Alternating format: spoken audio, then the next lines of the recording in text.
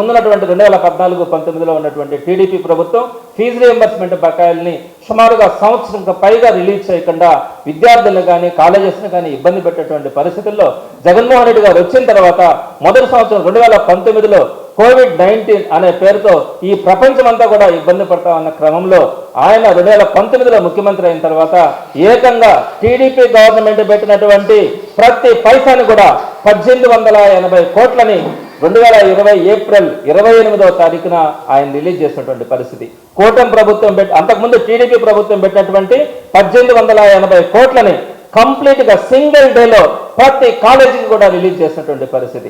అదేవిధంగా వైఎస్ఆర్సీపీ ప్రభుత్వం ఏర్పడిన తర్వాత ఈయన ఫీజు రీయింబర్స్మెంట్ రిలీజ్ చేసే రోజుకి 1 ఇయర్ బకాయిలు ఉంటే 2328 కోట్లను కూడా అదే రోజు రిలీజ్ చేసి మొత్తం 4208 కోట్లని 2020 ఏప్రిల్ 28వ తారీఖున అప్పటి టీడీపీ ప్రభుత్వం పెట్టినటువంటి బకాయిల మొత్తాన్ని అదేవిధంగా వైఎస్ఆర్సీపీ ప్రభుత్వం ఏర్పడిన తర్వాత ఉన్నటువంటి ఆ ఫీజు రీయింబర్స్మెంట్ మొత్తాన్ని కూడా ఒకే రోజు కాలేజీలకు చెల్లించి సుమారుగా 20 లక్షల మంది విద్యార్థులకు అందరికీ కూడా ఆ రోజు రియంబర్స్మెంట్ రిలీజ్ చేసి రిలీఫ్ ఇచ్చినటువంటి పరిస్థితి.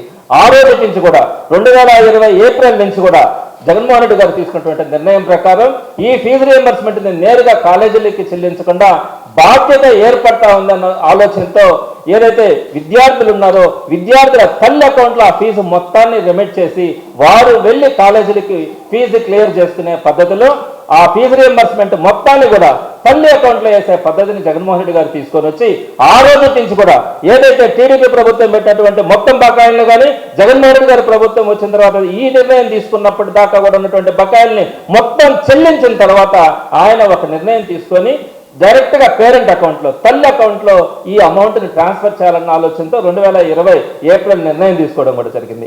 ఆ రోజు నుంచి కూడా ప్రతి 3 నెలలకు ఒకసారి సంవత్సరానికి 4 దఫాలుగా ఈ ఫీజు రియంబర్స్మెంట్ బకాయిల్ని ఫీజు రియంబర్స్మెంట్ని చెల్లిస్తానని చెప్పి జగన్మోహన్ రెడ్డి గారు నిర్ణయం తీసుకున్న తర్వాత ప్రతి సంవత్సరం క్రమం తప్పకుండా మార్చి, మే, ఆగస్టు, డిసెంబర్ సంవత్సరంలో ఈ 4 నెలలలో 4 క్వార్టర్స్ రూపంలో తల్లి అకౌంట్లో ఫీజు రియంబర్స్మెంట్ ఎవ్రీ క్వార్టర్ కూడా రిలీజ్ చేసినటువంటి ఘనత జగన్మోహన్ రెడ్డి గారిది. ఎక్కడ కూడా మిస్ చేయకుండా ప్రతి క్వార్టర్కి కూడా తల్లి అకౌంట్లో బటన్ నొక్కి నేరుగా తల్లి అకౌంట్లో ఫీజు రియంబర్స్మెంట్ జమ చేసి ఈరోజు సుమారుగా సంవత్సరానికి 10 నుంచి 11 లక్షల మంది విద్యార్థులు ఈరోజు కూడా సక్సెస్ఫుల్గా జగన్మోహన్ రెడ్డి గారి టైంలో చదువుకున్నారంటే దానికి కారణం షెడ్యూల్ ప్రకారం ₹1 కూడా తేడా లేకుండా జగన్మోహన్ రెడ్డి గారు ఫీజు రియంబర్స్మెంట్ చెల్లించి ఈ రోజు ప్రతి పేద బిడ్డ కూడా ఉన్నత చదువులు చదువుకునే దానికి కారణమైనారు.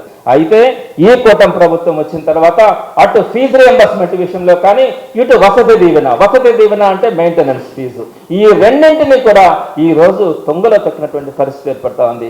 ఈ ప్రభుత్వం వచ్చి సుమారుగా 2 సంవత్సరాలు అవుతా ఉంది. 2 సంవత్సరాలు ఎలక్షన్ నోటిఫికేషన్ వచ్చి అయితే 2 సంవత్సరాలు అయిపోయింది.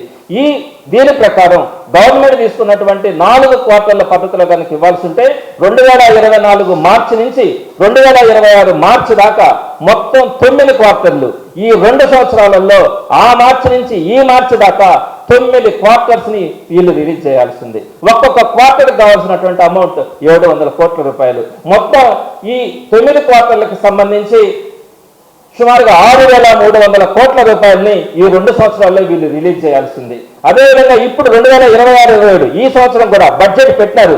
ఈ బడ్జెట్ లో కూడా 2026-27కి సంబంధించి కేటాయింపులు కూడా చేసినారు. అంటే ఈ సంవత్సరానికి కూడా ఇంకొక 4 క్వార్టర్స్ కావాల్సి వస్తుంది. ఈ సంవత్సరం పూర్తయ్యేటప్పటికి ఈ 4 క్వార్టర్లు ఆ 9 క్వార్టర్లు మొత్తం 13 క్వార్టర్లు కలిపి 9100 కోట్ల రూపాయలు ఫీజు రియంబర్స్మెంట్ కావాల్సి ఉంది. అంటే ఈ కూటమి ప్రభుత్వం ఏర్పడినప్పటి నుంచి కూడా ఈ 2026-27 పూర్తయ్యేంత వరకు ఈ బడ్జెట్ పూర్తయ్యేంత వరకు కూడా నిన్న పెట్టినటువంటి బడ్జెట్ పూర్తయ్యేంత వరకు కూడా 9100 కోట్ల రూపాయలు అవసరం అవుతా ఉంది. సుమారుగా దీని ద్వారా సంవత్సరానికి 10 లక్షల మంది విద్యార్థులు చదువుకునే దానికి అవకాశం ఉంది. దానికి సంబంధించి మేము ఇచ్చినటువంటి ప్రశ్నలకి వీళ్ళు ఇచ్చినటువంటి ఆన్సర్స్ లో చెప్పినటువంటి ఆన్సర్ ఏంటంటే ఇప్పటిదాకా కేవలం 1859 కోట్లు మాత్రమే రిలీజ్ చేశారు. అంటే 2.5 క్వార్టర్ మాత్రమే రిలీజ్ చేశారు. అంటే ఇప్పటికే 9 క్వార్టర్లు పూర్తయింది. ఇంకొక 4 క్వార్టర్లు ఈ సంవత్సరానికి అవసరం. 13 క్వార్టర్లకు సంబంధించి కేవలం 2.5 క్వార్టర్ 1859 కోట్ల రూపాయలు మాత్రమే వీరు ఈ రోజుకి కూడా రిలీజ్ చేసినటువంటి పరిస్థితి. అంటే సుమారుగా 7241 కోట్ల రూపాయల పేద విద్యార్థులకి ఈ రోజు ఈ కూటమి ప్రభుత్వం బాకీ ఉంది. గుండె సమస్యలకు ప్రతి సెకను విలువైనది. గుండెపోటుకు కేవలం 30 నిమిషాల్లో అత్యాధునిక చికిత్స. ప్రముఖ కార్డియాలజిస్ట్ డాక్టర్ నాగేంద్ర కులారి గారి ఆధ్వర్యంలో 24/7 అత్యాధునిక ఎమర్జెన్సీ హార్ట్ కేర్ వైద్య సేవలు. Advanced cath lab, ICU care unit. NL hospitals Nellore. For emergencies call 9966801108 0861 2328899. NL hospitals.